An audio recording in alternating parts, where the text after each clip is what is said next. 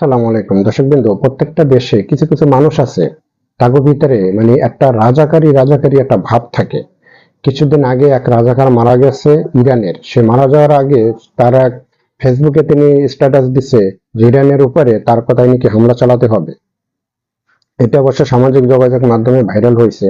আর এক রাজাকার আছে ইরানে, তার নাম হলো রেজা পাহলবি। এই যে রেজা পাহলবি যে মানে রাজাকারটার কথা বললাম, তাদের একবার 80-র দশকের দিকে তাদের পতন হয়েছিল।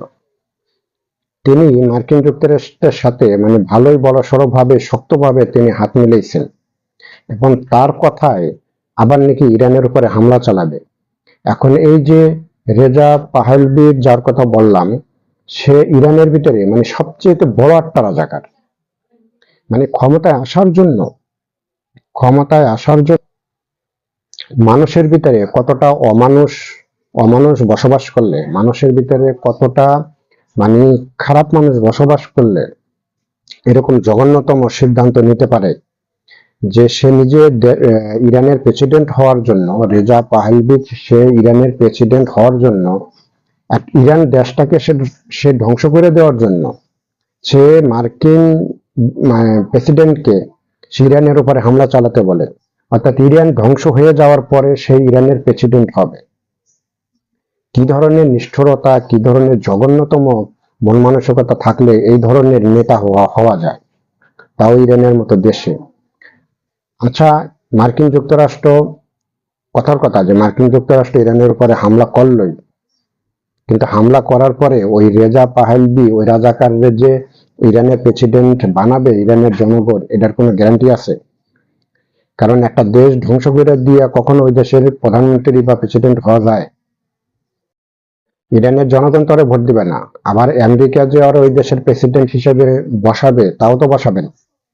কারণ আমেরিকার সরকার তো চিন্তা করবে যে ও তো আর দেশের সাথে গাদ্দারি করছে, দেশের মানুষের সাথে গাদ্দারি করছে, পুরো দেশটারে ধ্বংস করে দিছে, দেয়া হয়েছে ওর কথায়। এখন ও যদি ইরানের প্রেসিডেন্ট হইয়া, ও তো আমাদের সাথেও গাদ্দারি করতে পারে। পূর্বে অতীতে এইরকম অনেক হয়েছে যে আহ, অতীতে এরকম অনেক হয়েছে কি, যে তোমার আমি এত টাকা পুরস্কার দিলাম, তুমি ওকে ধরাইয়া দাও।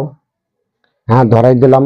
ধরাই দেওয়ার পরে কি হলো, যে পুরস্কারের অর্থ তাকে দেওয়া হয়েছে, পরে যাকে অর্থ দিয়েছে তাকেও মেরে ফেলাইছে। কারণ তাদের একটাই কথা ছিল যে তুই তোর দেশের নেতার সাথে বেইমানি করছিস, দেশের সাথে বেইমানি করছিস, তুই আমার কাছ থেকে টাকা নিছিস, পরে তুই আমার সাথেও বেইমানি করতে তোর 2 মিনিট সময় লাগবে না। অর্থাৎ ওকে মেরে ফেলা। লাস্টে দেখা গেছে যে ওকে মেরে ফেলাইছে। এখন এই যে ইরানের যে রেজা পাহেলভি, সে তো মানে রাজাকারী ভাব তো তার ভিতরে আছে। এখন এমন একটা দেশের সাথে সে হাত মিলাইছে যে ওই দেশকে বলতেছে তুই হামলা কর, মানে বর্তমান যে ইরান সরকার আছে এরা পলাই যাক, এরা শেষ হয়ে যাক, তারপরে আমি এই দেশের প্রধানমন্ত্রী হওয়ার পরে বা প্রেসিডেন্ট হওয়ার পরে মানে ওরা যা যা বলবে ও তাদের কথা শুনে ওইভাবে কাজ করবে, পুতুল হয়ে নাচবে।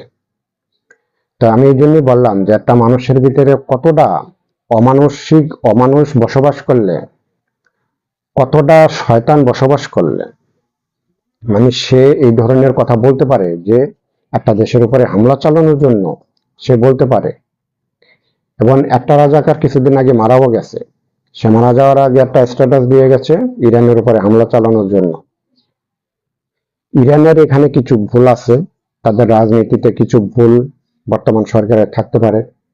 তারা ইরানের জনগণের দিকে তেমন একটা খেয়াল না দিয়ে তারা শুধু অস্ত্র উৎপাদনের দিকে ঝুঁকছে। অবশ্য ইরানের এই ধরনের অস্ত্রপাতির দরকারও ছিল, যার কারণে ইরান একটু অর্থনৈতিক সংকটে পড়ে গেছে। এবং এখানে বিশ্ব রাজনীতিরও একটা চাল আছে, বিশ্ব রাজনীতির চালের কারণেও ইরান একটু পিছিয়ে পড়ে গেছে অর্থনৈতিক দিক দিয়ে। নানান সমস্যার কারণে ইরান বেশ চাপের ভিতরে আছে। কিন্তু এখন নতুন করে যে আবার চাপটা শুরু হয়েছে, ট্রাম্পের কথা না শুনলে বা ট্রাম্পের যে কোনো চুক্তি না মানলে ইরানের উপরে অনেক মানে যে কোনো মুহূর্তে হামলা হতে পারে। আবার ট্রাম্পের কথা শুনলো, মার্কিন যুক্তরাষ্ট্রের কথা ইরান শুনলো, শোনার পরে চুক্তি করলো, সবকিছুই করলো, কিন্তু তারা সেটা মানতেছে না। ভিতরে ভিতরে তারা তাদের যে কার্যক্রম সেটা চালাই যাচ্ছে। এখন এর সব দিকে বিবেচনা করলে যেটা বোঝা যায় যে আসলে একটা শনির দশা ওইদিকে ঘুরতেছে। এই শনির দশাটা আসলে কোন দিকে যে ভর করবে সেটা আসলে এই মুহূর্তে বলা যাচ্ছে না। তবে ইরানের উপরে হামলা হওয়াটা, এটা মানে ইরানের উপরে হামলা হলে এটা আসলে মধ্যপ্রাচ্যে এটার একটা খারাপ প্রভাব তো পড়বে। এটা সারা ওয়ার্ল্ডে কিছুটা প্রভাব, মানে ভালোই বড় সড়ো প্রভাব সারা ওয়ার্ল্ডে ছড়াই পড়বে। তবে এই হামলায় কে জিতবে কে হারবে সেটা হামলা হলে সেটা বোঝা যাবে। দর্শকবৃন্দ, যুদ্ধ না হোক এটা দোয়া করি, আল্লাহর কাছে দোয়া করি, কারণ আমাদের দোয়া করা ছাড়া আর কিছু নেই। আপনারা সবাই দোয়া করবেন যে ট্রাম্পের মাথায় যেন আল্লাহ সুবুদ্ধি উদয় ঘটায়।